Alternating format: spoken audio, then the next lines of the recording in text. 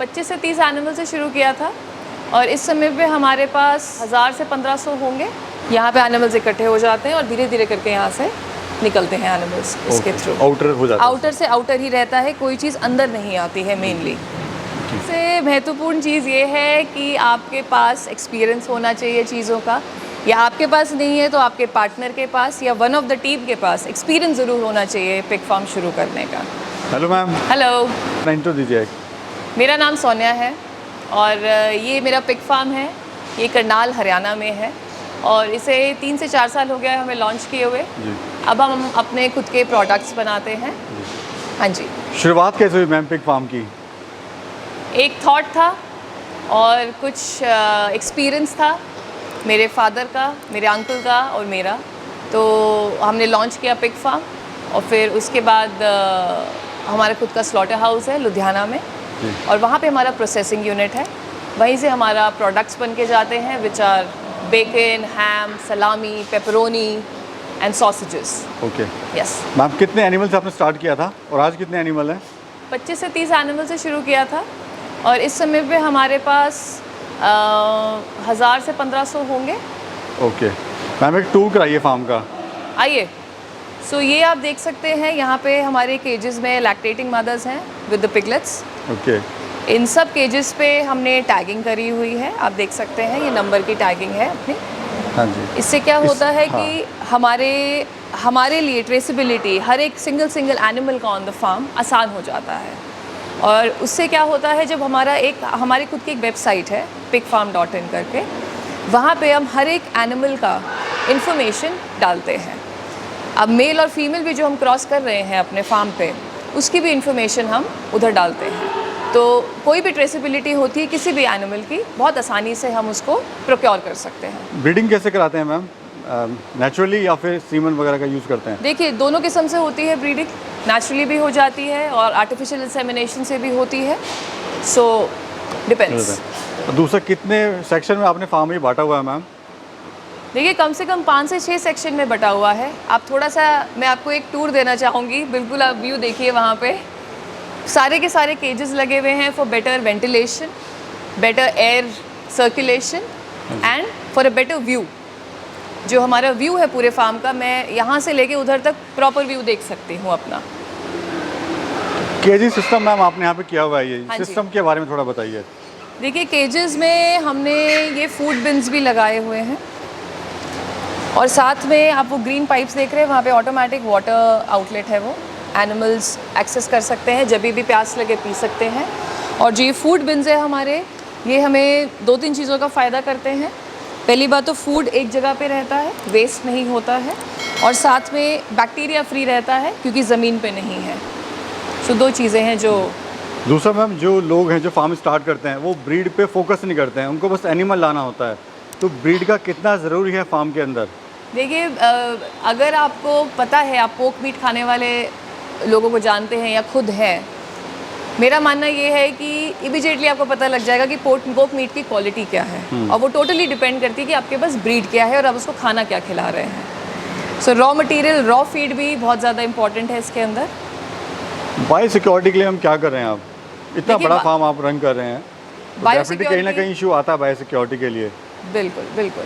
तो bio security के लिए हमारे पास जो एंट्री एग्जिट गेट्स हैं हमारे, even for our labours, for ourselves, हमारे एंट्री एग्जिट गेट पे फुट सोक है, जहाँ पे वो बायो सिक्योरिटी आपका क्लियर हो जाता है। सबकी यूनिफॉर्म है उसके अंदर। और जो हमारा आउटसाइड एरिया है, वहाँ पे व्हीकल हमारी आती है, वहाँ पे भी हम टायर्स को सैनिटाइज़ करते हैं और हमारा जो व्हीकल है वो अंदर नहीं आता है।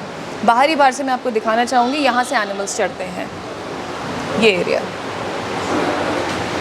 यहाँ पे एनिमल्स इकट्ठे हो जाते हैं और धीरे धीरे करके यहाँ से निकलते हैं एनिमल्स इसके थ्रू। आउटर हो जाता है, आउटर से आउटर ही रहता है, कोई चीज़ अंदर नहीं आती है मेनली। मैम, ट्रेनिंग कितनी ज़रूरी है और ट्रेनिंग प्राइवेट इंस्टीट्यूट से लेना चाहिए या फिर गवर्नमेंट से? मेरे हिसाब से दोनों चीज़ें सेम टू सेम है, एक्सेप्ट आप ये देखिए कि आप कितना नॉलेज गेन करना चाहते हैं। और अगर नॉलेज गेन करना है तो जितना लोगों से बात करेंगे, जितने पिग फार्म्स विज़िट करेंगे, उतना ही अच्छा है। वो कौन सी ज़रूरी चीज़ें हैं जो ट्रेनिंग में पता होनी चाहिए, यानी जो फार्म स्टार्ट करने वाले हैं वो सीखें और ताकि लॉस कम से कम हो, फार्म को प्रॉफिट में लेके जाएं? सबसे महत्वपूर्ण चीज़ ये है कि आपके पास एक्सपीरियंस होना चाहिए चीज़ों का, या आपके पास नहीं है तो आपके पार्टनर के पास या वन ऑफ द टीम के पास एक्सपीरियंस ज़रूर होना चाहिए पिग फार्म शुरू करने का। ये सबसे ज़्यादा महत्वपूर्ण पॉइंट है। ओके मैम, सेलिंग में कोई इशू है आपको इसमें? देखिए, मार्केटिंग ज़रूरी होती है करनी। प्रोडक्ट्स अगर बना रहे हैं या रॉ मीट बेच रहे हैं, उस पर डिपेंड करता है कि आप किस तरीके की सेलिंग कर रहे हैं। आप रॉ मीट बेच रहे हैं तो वो तो आप कहीं पे भी बेच सकते हैं। अगर प्रोसेस्ड आइटम्स बेच रहे हैं, उसकी मार्केटिंग भी करनी बहुत ज़रूरी है। ओके, यानी मार्केटिंग का कोई ऐसा कुछ बड़ा इशू नहीं है? हाँ जी, नहीं। ओके, दूसरा मैम मैं देख रहा हूँ जो यहाँ पे आपने बल्ब लगाए हुए हैं रेड कलर के, हाँ जी, ये क्या है मैम, इसके बारे में थोड़ा बताइए। जो ये बल्ब्स हैं ये बेसिकली हमने पिगलेट सेक्शन में लगाए हैं। वो विंटर्स में काम आते हैं फॉर वार्मथ।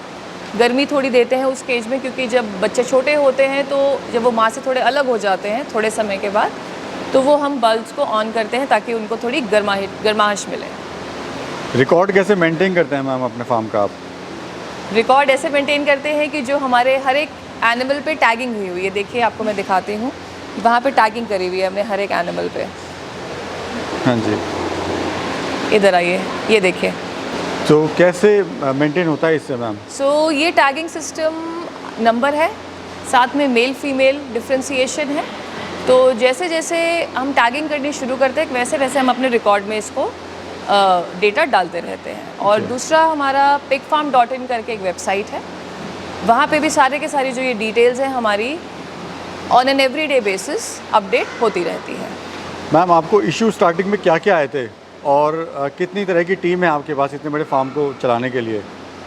देखिए, इश्यूज़ तो एज सच मैं नहीं बता पाऊँगी, लेकिन टीम बहुत ज़रूरी है, बहुत इम्पॉर्टेंट है एक ऐसे बिग फार्म को चलाने के लिए, क्योंकि आपको ये भी ध्यान रखना है कि जो आपका एंड प्रोडक्ट है वो बिकना चाहिए।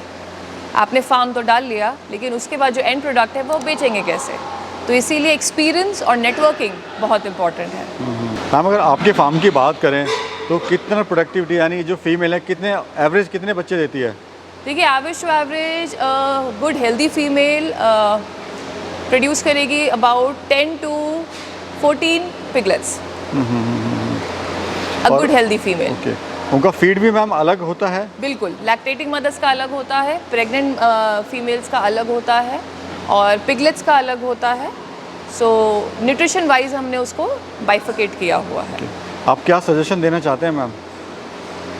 सजेशन ये देना चाहूँगी बार बार कि एक्सपीरियंस बहुत ज़्यादा इम्पॉर्टेंट है। जितना आप इसके बारे में नॉलेज गेन कर सकते हैं, लोगों से बात कर सकते हैं, लोगों से नेटवर्किंग बना सकते हैं सेम फील्ड में, उससे बेहतर कुछ भी नहीं। Thank you ma'am. Thank you.